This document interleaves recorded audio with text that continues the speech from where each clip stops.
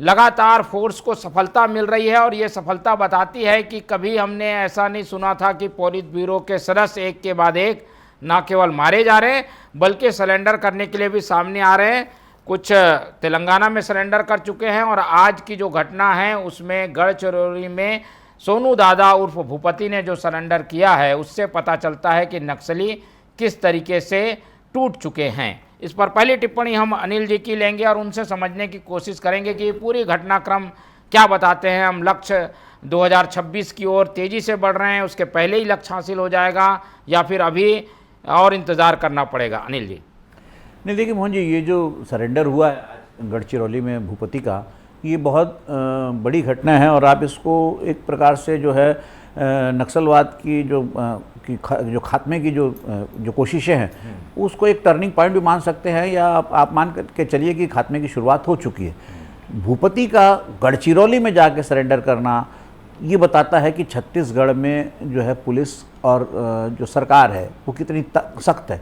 कि देखिए यहाँ पर सीधा न्यूट्रलाइज किया जा रहा है। यहाँ पे साफ कह दिया गया कि या तो आप बात करो, या तो आप सरेंडर करो, या फिर आप तैयार रहो न्यूट्रलाइज होने के लिए। यहाँ बात की बात ही नहीं हो रही है। ऐसी स्थिति में अगर वो महाराष्ट्र में जहाँ पे नक्सलवाद करीब करीब दम तोड़ चुका है, गढ़चिरौली और छोटा सा इलाका है वहीं पर जिंदा है, जो हमारे राजनांदगांव मानपुर मोहल्ला से और जो नारायणपुर के उस इलाके से लगता है वहीं पर जिंदा है। बाकी तो महाराष्ट्र से नक्सलवाद का सफाया हो चुका है। उड़ीसा का जो मलकानगिरी एक समय जो है आतंक का गढ़ हुआ करता था, मलकानगिरी भी से भी आजकल खबरें नहीं आती। अब खबरें जो है वो सिर्फ और सिर्फ छत्तीसगढ़ के 4-5 जो जिले आजकल जिले हैं जो कभी हमारे ब्लॉक हुआ करते थे जगदलपुर जिले के, तो वहाँ पर सीमित रह गया। और पुलिस ने और फोर्स ने जो सेंट्रल की जो वहाँ पे जो फोर्सेस है, ये सब जो सुरक्षा बल की जो जवान हैं और जो बाकी सब जो संगठन के जो है जो जवान हैं, वो इस मुस्तैदी से काम कर रहे हैं, इस ताकत से काम कर रहे हैं। और कि सबसे बड़ी बात उनको सपोर्ट भी है। केंद्र सरकार ने साफ साफ कह दिया,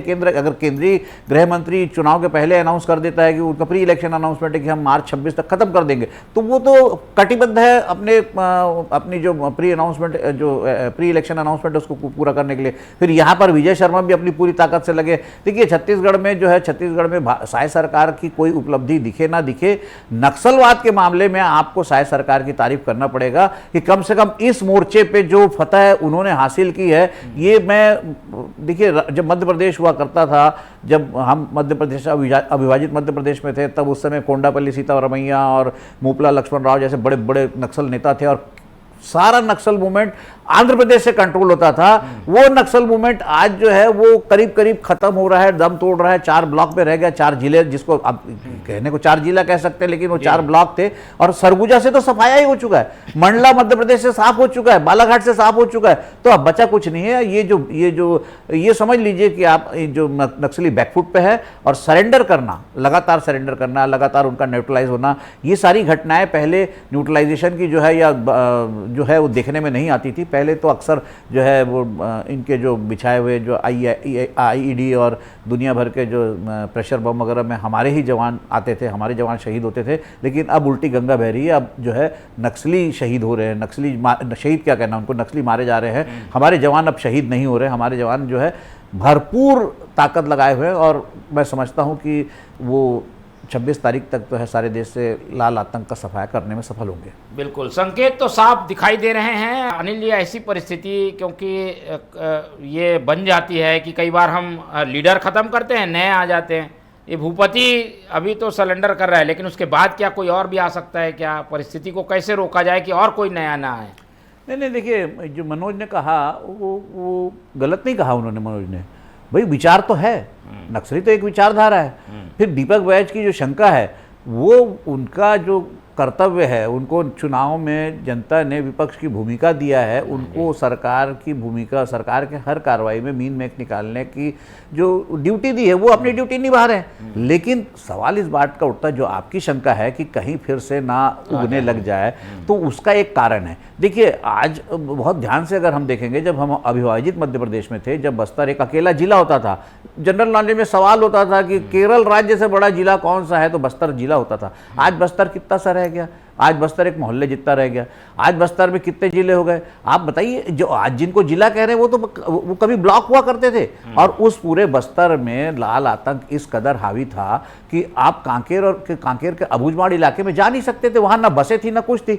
तो उस समय नक्सलवाद के यहाँ पनपने का कारण था कि बस्तर को काला पानी समझा जाता था। बस्तर में विकास नाम की चिड़िया दिखती नहीं थी, ना सड़क थी, ना गांव में प्राइमरी हेल्थ सेंटर थे, ना प्राइमरी एजुकेशन सेंटर थे, ना बाजार में जो उनको सामान मिलता था। तो वो उस समय अन्याय और शोषण की पराकाष्ठा थी और इसमें कोई शक नहीं। हमारे पूर्व राज्यपाल रहे कुंवर महमूद अली, उन्होंने कहा था कि नमक देकर चिरौंजी लेते तो बवाल मच गया, सारी उनको माफी मांगनी पड़ गई। लेकिन सत्यता तो वही थी। और इसी अन्याय के शोषण के खिलाफ जो है नक्सलवाद को, कहाँ बंगाल का नक्सलवाद जो है आंध्रा में आया, आंध्रा से हमारे छत्तीसगढ़ में आया और छत्तीसगढ़ में पनपने लगा, तो उसको अनुकूल वातावरण तो बस्तर में मिला।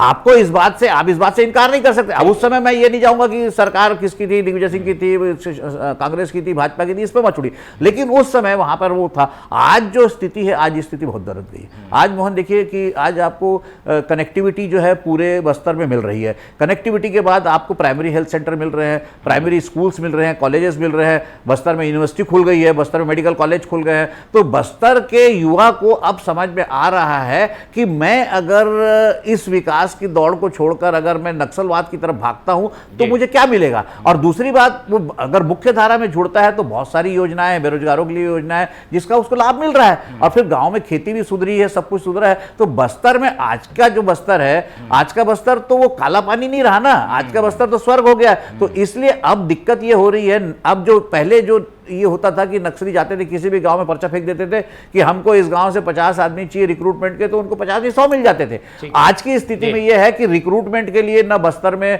नक्सलियों को लड़के मिल रहे हैं, दूसरे पुलिस उनको न्यूट्रलाइज कर रही है, और तीसरे उनकी गिरफ्तारी हो रही है और फिर सरेंडर भी हो रहा है। तो अब ये जो है विचार के खत्म होने का समय आ गया है, क्योंकि विचार की जड़ में विकास का मठा डाल दिया है बीजेपी सरकार ने कहा, या उससे पहले भूपेश बघेल की सरकार ने काम नहीं किया, ऐसा नहीं करे, भूपेश बघेल की सरकार ने भी काम किया, सभी सरकारें काम कर रही, लेकिन सबसे महत्वपूर्ण काम करता है उस बस्तर में जंगल में अपनी जान हथेली में लेकर नक्सलियों से लड़ने वाला जवान। और वो जवान जो है अपने कर्तव्य में कहीं कोताही नहीं बरत रहा है। तो इसलिए अगर वो जवान अपनी जान को हथेली में रिस्क लेकर अगर वो लड़ रहा है तो वो नक्सलियों को, नक्सलवाद का खात्मा करके रहेगा।